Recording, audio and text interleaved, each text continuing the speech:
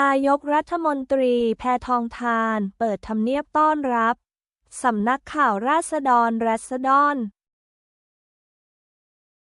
นายกรัฐมนตรีแพทองธารเปิดทำเนียบต้อนรับสำนักข่าวราษฎร